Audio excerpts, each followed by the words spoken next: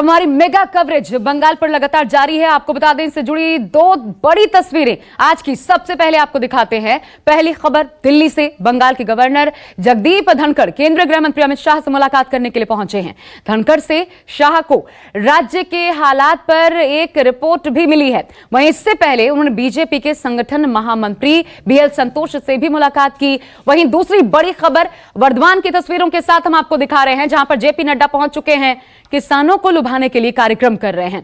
नड्डा एक किसान के घर जाकर आज खाना भी खाने वाले हैं। और अब देखिए, ये मंदिर की तस्वीरें हम आपको दिखा रहे हैं। राधा गोविंद मंदिर, जहां पर जेपी नड्डा पहुंचे हुए हैं।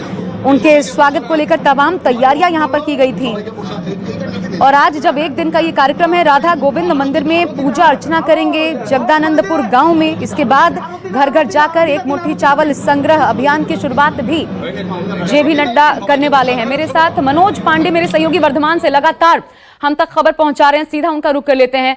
मनोज, पहुंच चुके हैं जेपी नड्डा। हालांकि डिले हो गया। एक तो डिले किस वजह से हुआ, क्योंकि उनका कार्यक्रम लगभग 11 बजे ही पहुंचने का था, और दूसरा अब इसके बाद क्या क्या होने वाला है मंदिर में दर्शन पूजन के बाद?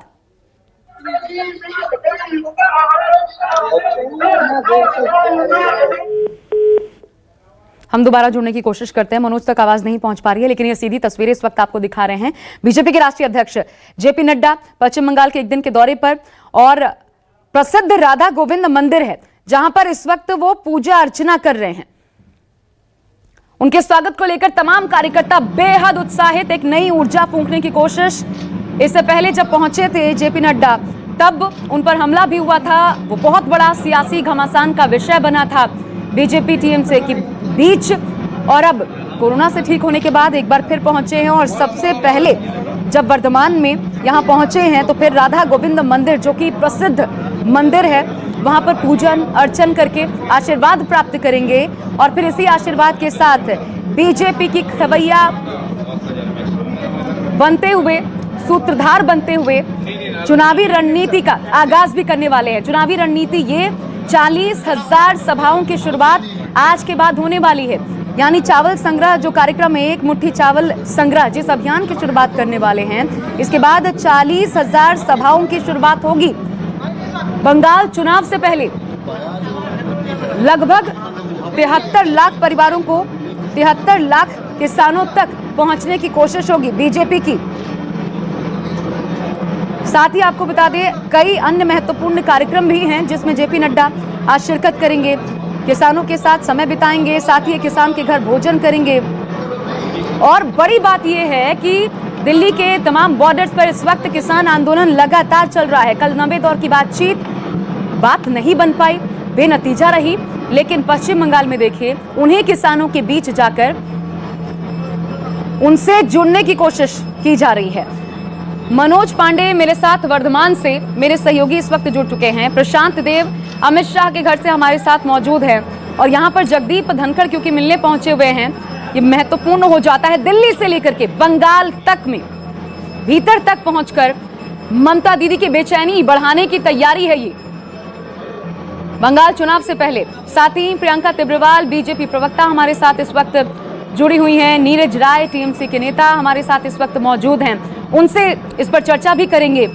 लेकिन मनोज अगर मेरे साथ इस वक्त बने हुए हैं, सीधा उनका रुख करते हुए, मनोज, कितनी महत्वपूर्ण, जिस मकसद के साथ बीजेपी पहुंची है, और जो एक मुट्ठी चावल संग्रह ये कार्यक्रम होने वाला है, कितना महत्वपूर्ण है किसानों के बीच पहुंचना जेपी नड्डा का आज?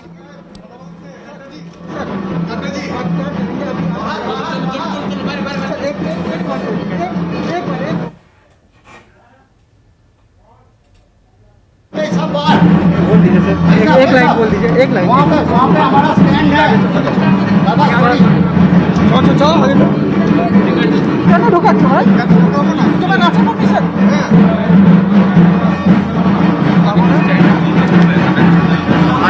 तो जेपी नड्डा राधा गोविंद मंदिर से निकल चुके हैं, और उनसे मीडिया ने कहा एक लाइन कुछ तो बोलिए, लेकिन उन्होंने कुछ कहा नहीं। देखिए, आगे की ओर बढ़ गए हैं। अब इसके बाद आज पूरा कार्यक्रम तय है जेपी नड्डा का।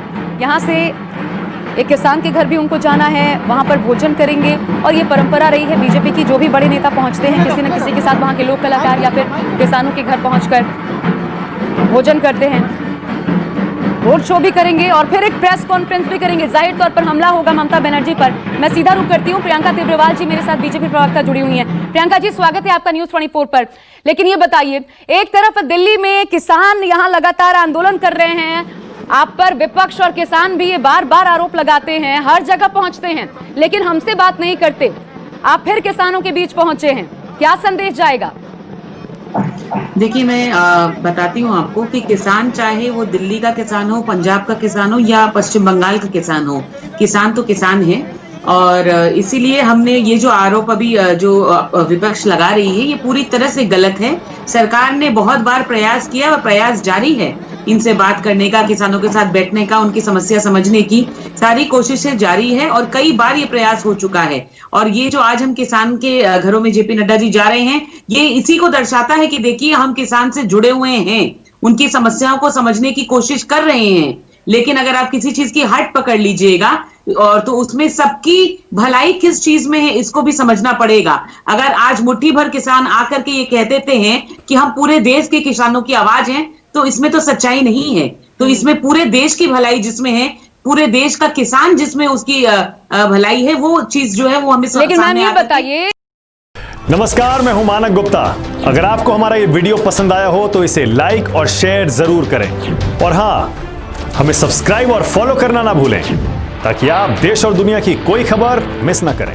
तो जुड़े रहिए हमारे साथ और देखते रहिए न्यूज़ 24।